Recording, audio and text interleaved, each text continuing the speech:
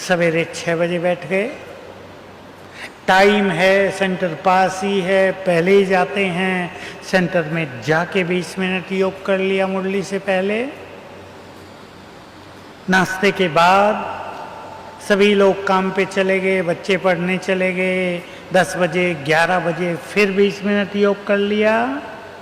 शाम को सभी को ये ध्यान रखना है, जैसे अमृत वेले बहुत सुखद अनुभव होते हैं, वैसे ही शाम का समय 6 से 8 के बीच, 6 से 7:30 के बीच अमृत वेले जैसा ही अनुभव रहता है।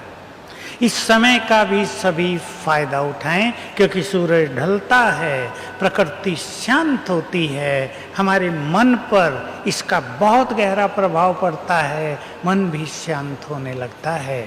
तो शाम के समय मैंने तो 20 मिनट कहा, लेकिन जितना अच्छे से अच्छा ज़्यादा योग आप कर सकें वो आत्म कल्याण के लिए, परिवार के लिए बहुत बड़ी चीज होगी। संभव है ये? कौन कौन कर सकते हैं? देख लो, हाथ उठाना तो सहज है। 3 बार, एक बार ही छूटे ज्यादा ज्यादा, कभी कभी 2 बार, 3 बार का नियम बना लें।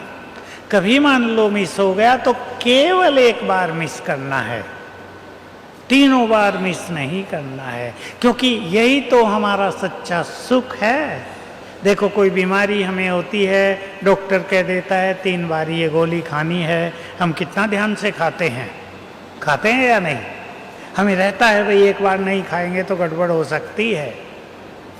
लास्ट बात इसकी, अपने चित्त को बहुत शांत करना है। जो बहुत अच्छे ज्ञानी और योगी हैं और बनना चाहते हैं, वो ध्यान रखें, मुझे अपने चित्त को निर्मल, निश्चल, शीतल बनाना है।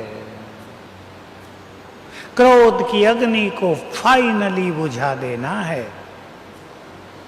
2 हंसी की बात सुना देता हूं क्रोध के बारे में।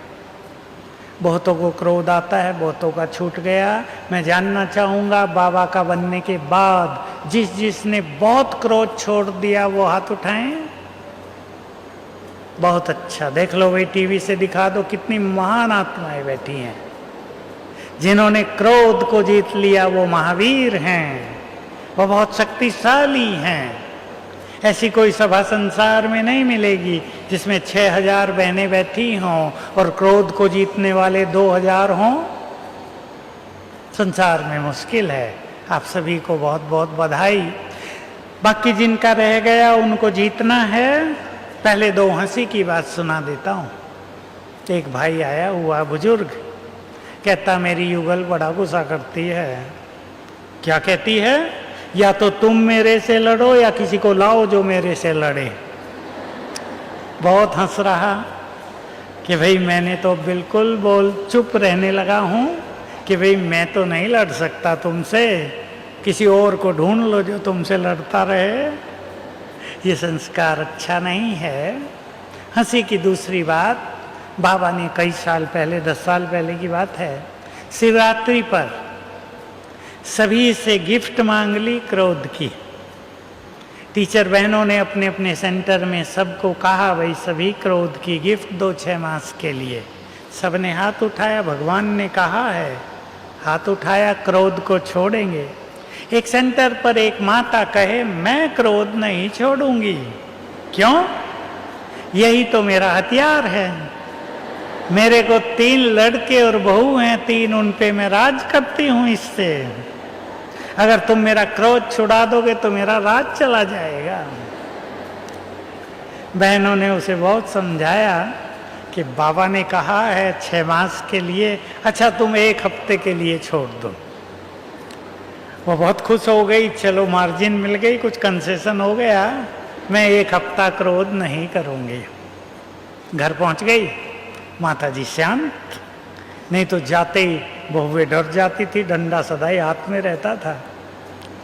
शांत, कुछ नहीं बोले। 1 दिन बीता, दूसरा दिन भी शांति से काम करे, तीसरा दिन भी शांति से किया। चौथे दिन बड़ा लड़का आया, मम्मी कुछ हो गया है क्या? बेचारे ने डरते डरते पूछा कहीं गड़बड़ ना हो जाए। मम्मी ने कहा नहीं बेटा, मैं अपना क्रोध भगवान को दान कर दिया है।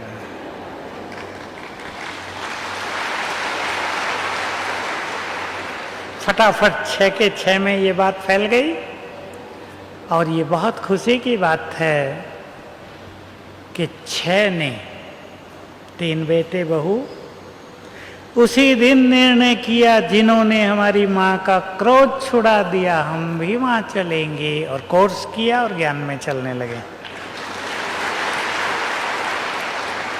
अब बोलो, क्रोध से राज हुआ या प्रेम शांति से? इसलिए राज अपने पर करना है।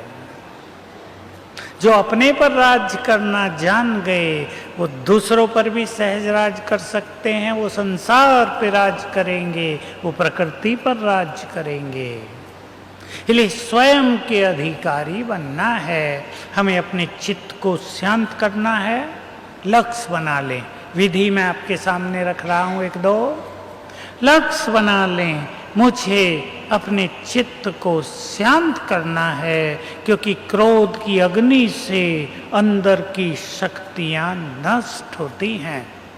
हम कितना भी योग करते रहें, लेकिन अगर हमें क्रोध आ जाएगा एक बार भी सारे दिन में, तो हमारी योग की शक्ति क्षीण हो जाएगी, हमें फायदा नहीं होगा, हमारी विवेक शक्ति पर इसका बुरा असर आएगा।